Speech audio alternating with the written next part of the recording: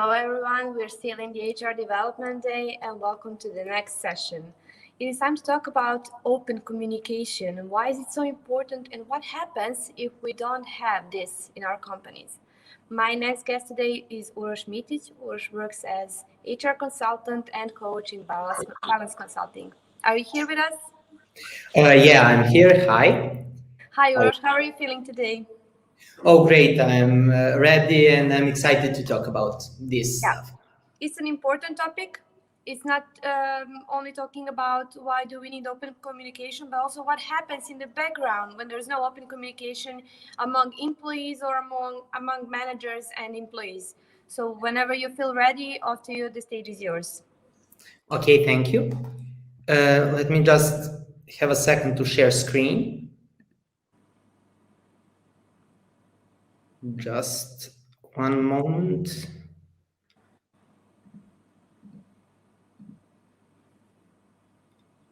Okay. For beginning, hi, my name is Uros Mitic. I'm psychologist, psychotherapist, and HR consultant in Balance Consulting. Balance Consulting is a consultancy house here in Serbia focused on development of individuals, teams, and companies. Right now, we'll talk about one case based on psychological games. Psychological games are a concept from transactional analysis, which is my field of expertise in psychotherapy. Okay. I would like to start the story with an email that got us into the project. One day, we got an invite for a meeting from the HR team of one domestic company. There wasn't a lot of information in the email, except that they know us, follow us, read our blogs, so they would like to make a collaboration with us as soon as possible. These kinds of inquiries usually mean that it's burning under their feet and that it's necessary to work very quickly. So we had a meeting after only a few days. In a meeting, we gained trust of the people and then the detailed description of the problem we had in front. The production team had a new leader that came from production. He's young, ambitious, dedicated. Sorry for interruption. Can you just switch to full screen? Well, I am on full screen. I don't understand. Because currently we can see other slides on your left, the following slides. So maybe I wanted just to check on full screen on your computer. Okay, right now. Let's see. It's still the same.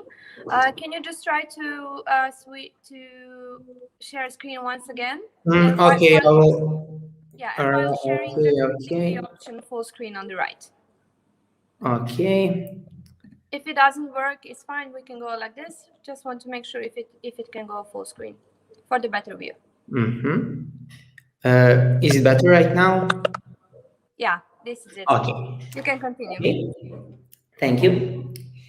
So the production team had a new leader that came from production. He's young, ambitious, dedicated, and internally chosen for promotion after he applied by himself. He was at the company only for a year, but in that time he showed great potential, had adequate education, and management wanted him to try. He got promoted and started to lead a team of around 20 people in production position. After 4 months in the new position, he asked if he can move back to his previous position or he will resign. The situation he described looked like mobbing or serious maltreatment of the team both on professional and private level. During that conversation, they offered him help and made a deal that in the next few months they will undertake some steps towards the solution, and then they contact us for help. In situations like these, we as a consultants are in a very challenging position. It's very important to react quickly. Nobody wants a consultant that comes after a situation passes to say what was wrong. On the other hand, it's important not to start solving a problem too quickly, because if we don't get to know situation in the right way, we can make it even worse. That is the reason why our plan for beginning had 2 measures. First measure was psychological assessment. Psychological assessment of the leader involves filling up personality tests on our online platform. These tests included personality assessment, for which we use Hexaco test, motivational factor assessment by Herzberger's theory of motivation, team roles by Belbin, and competency assessment based on SLGL theory. then interview, with which we additionally checked conclusions and eliminate ambiguities, and 360 degrees assessment of his competencies.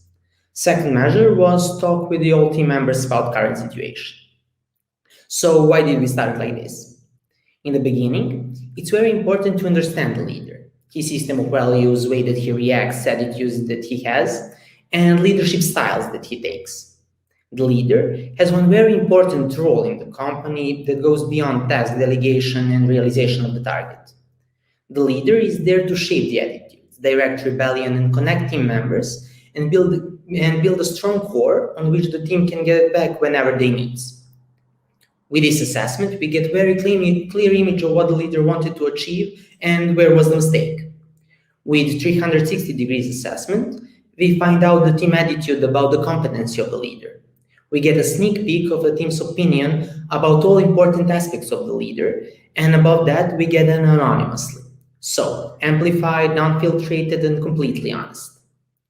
With a conversation with team members and leader too about current situation, we get all sides of the story from the beginning.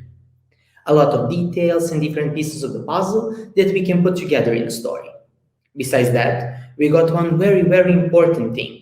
We achieved to appreciate all team members, and we told them in that way that they are important for process. Until they figure out that they are important, they will not cooperate.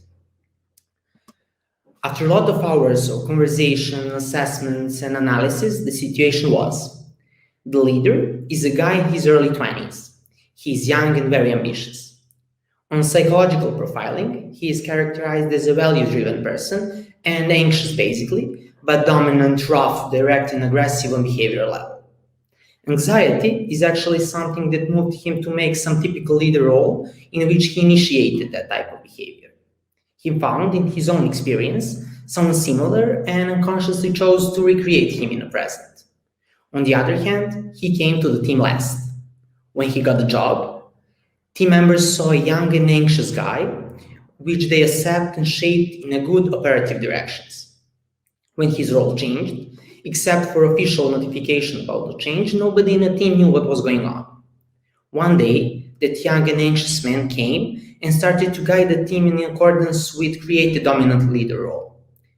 Actually, it doesn't take long to understand how did it look like in the eyes of a team. Actually, they felt confused, cheated, angry, and disappointed. This mix of emotions had to get out. It has to, and it always will. Team start complaining, asking, discussing. In fact, a natural combination of emotions was coming out in their natural, original shape. They directed towards the leader, asked him the same things as kids would ask their parents in similar situations. They wanted the leader to take, process, and get them back their emotions, but on an acceptable way. This is the necessity that every team wants from their leader. At the level of a team and leaders, the same processes are happening as we can see in relations of students and the teachers, kids and parents, and similar. Unfortunately, our young and ambitious leader, nobody prepared for that. Actually, he wasn't even ready to delegate or give feedback, but that's another story. For us, it is important that this young leader and many others that I had a chance to meet, nobody explained what they should do with rebellion and how to direct team dynamics. Actually, he was left to make guesses. Now, when we make guesses, we usually do it in a wrong way. So, this young leader, on the request from his team for clearance, looked at his past, found a leader that he thought would lower his anxiety, and became him. Unfortunately, this model leader uses because I say so interventions that momentarily suffocated every discussion about the confusion of the team members. However, these interventions function similarly to covering forest fire with a straw. Shortly, it looked like there is no more fire, but after that, the fire is even bigger than it was before. In other words, the authentic team needs to realize and accept the change, leaders suffocated with rejection. The team repressed this necessity, hold on to it, and suffocated until it became a rebellion like it always does. Actually, rebellion is what comes like a self-answer to too much adaptation. Through this rebellion, team found a way to play a psychological game. to manifest their needs. Psychological games are sets of unspoken but transferred messages in communications that lead the relations till the end phase, the payoff phase. And that's the reason why game is even playing. In other words, we felt hurt and disappointed with your behavior. We couldn't get understanding from you, so we kept it in a secret for too long. Now it's enough, and you will see how we can function. Development of the situation was that previous rebellious and playful team members were professionally and privately directed against the leader. They formed a Viber group in which they sent some funny photos against the leader, insulted, refused the tasks, actually did everything that kids do when they are rebellious. A leader couldn't and didn't want to stand it, so he spoke with an HR team. Now, we had the whole story, and it was time for our next move. Action plan that we made had 3 phases. The first phase was to develop the leader. Through individual training and coaching sessions, he built his own identity so he didn't need to imitate the authorities he saw. Also, the work was channeled to understanding the concept of psychological games and his options to manage them. Second phase was the meetings with team members. Twice a month, the team gathered in a team meeting so they can enlighten their psychological games and learn how to articulate their needs in the authentic way, different than now. These meetings were every second Tuesday, and then team and I had a 2-hour meetings in which the basic rule was that everything that happens stays in a room. The leader was also there because then he can apply everything that he adopted in the first phase. Third phase was the phase where the leader guides the meeting, and I was just there to help him.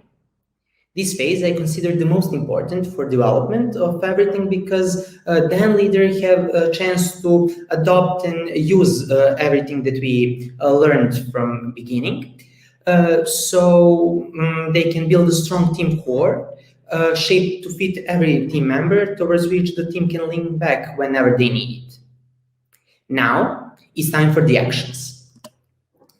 The first phase of the project started with individual work.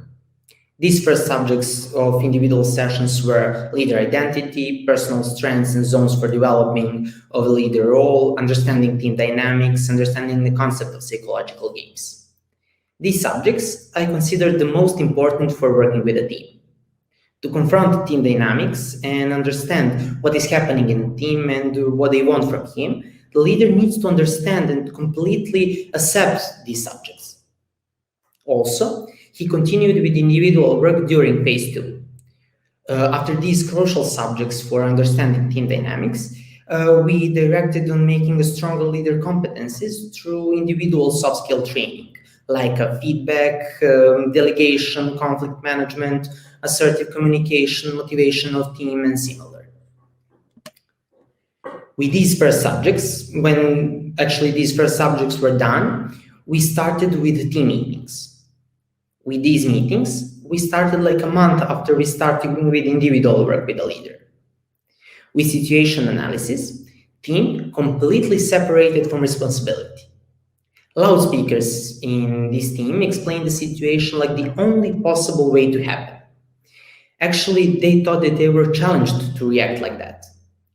Considered that their responsibility actually wasn't theirs, they didn't understand what can they do to change. They decided not to speak for a long time, so they had to protest like that, something like an act of revenge. Look what you made me do is the name of that psychological game, and how it is look like. In the first phase of this psychological game, the team was silent and they suffer. Some things bothered them, but considering the pressure, they didn't communicate that. In other words, they don't speak and they suffer. But it's important to say that every suffering has a limit. The glass is getting fuller and fuller, and it's waiting for one drop to overflow. In the meantime, leader believes that everything is okay. Of course, he thinks that because everything he sees is the thing that fulfills their requirements and doesn't react. And actually, drop by drop, pressure by pressure, and it finally happens. A catastrophic situation where the team escalates. Everything the team does after that is trying to find a way to get their revenge. And actually, of course, the revenge is never the most mature or most authentic activity. This is why the revenge steps were exactly as we explained. Each of these little acts of revenge transferred the message, look what you made me do. Or in other words, you are guilty of what we are doing now. It's your responsibility. It's not because of us, it's because of you. Further steps of that psychological game was familiar to the leader also. Actually, a lot of little childish acts of revenge went further and further to unbearable moments that motivated leader to talk to the HR. In the first meetings, it was very important that team to understand what they are doing, to understand the concept of psychological games as a set of unconscious behaviors and communications that, like in a scenario, happen. The phase of realization was important, and it passes through the resistance and escalations. Starting from the theory, and a light realization actually helped, and like that, we came to the full understanding of their behaviors on a team level. When they realized that we all have some psychological game that we play and that it's possible to get them over and behave authentically, which actually leads to the real profit, the team accepted the truth. We are playing psychological games. This idea was firstly accepted by loudspeakers because the contact with them was the most intense from the very beginning. People actively included in a meeting somehow through interaction always easily accept the change. Hardest was to make sure that it was also accepted by people that are always sitting, not speaking, and just thinking without sharing thoughts. With them, I mostly agreed that they will think about subjects so they can email me the answers to the few questions, so I can give them enough space, but not too much to think and actually assess something. Even harder was to help them realize that the game that they are playing is directed to writing off their responsibility. This needed a lot of examples, acceptance, and no judgment. After they accept that the game is like explained one, we can go to the articulation of their demands together. Here, the rebellion was even harder. Each of my interventions to the team, they answered like, yes, but. They refused every possibility to take responsibility. They explained the situation like the game in which the leader or the company moves the strings and they are somehow victims of the whole situation and similar. These realization processes often functions like fishing a big fish, a few steps forwards and then a few steps backwards, and repeat as long as you need to get their defense tired and truth accepted. Actually, it did help that I didn't give them more ideas. I stick to the facts and formulated them in different ways every time. After 4 meetings, they accepted that the game that they are playing is look what you made me do. And they were ready to change. The next 2 meetings were meant to help us find a way and strategies to respect their need for understanding, but also to make sure that this plan suits everyone included in the process, like a company, leader, and team as well. This phase was and always is very beautiful and inspirational because there is almost no defense. Creative potentials are waking up. There are a lot of ideas and suggestions on how to actually solve the problem. Everything that consultant is waiting to hear from the very beginning. After that long but beautiful projects, we were ready to move on to the third phase, to be exact. By giving the leader even more wind in his back, which was the parallel activity, the leader adopted the skills to ask questions, actively listen, recognize the needs. These skills helped him to make relationship based on respect with team so he can help them to articulate their needs. The team spoke about situations and the leader ruled them towards the common solution. They agreed to have some rules of internal communication, agreed about rules of the company, ways to complain, way to give positive or negative feedback. Actually, they agreed how not to fill the glass again. when we were sure that the rules are adopted and regulated and that there is not any content from the past that could lead them back into the games, we were ready to close the project. It was time for team to move on without us. Also, we agreed that we have some reassessment of the team dynamics after 6 months, something like control. The reassessment showed us exactly what we supposed. All the content was communicated correctly, so they cannot lead them back into psychological game. They can function in a conflicts, they can articulate their needs, they actually hear each other, they have a trust in each other, and they believe in good motivation with each other. In fact, actually, everything that describes one great team. So, thank you all for listening. Thank you, Ivan. This was a great session. Uros, sorry.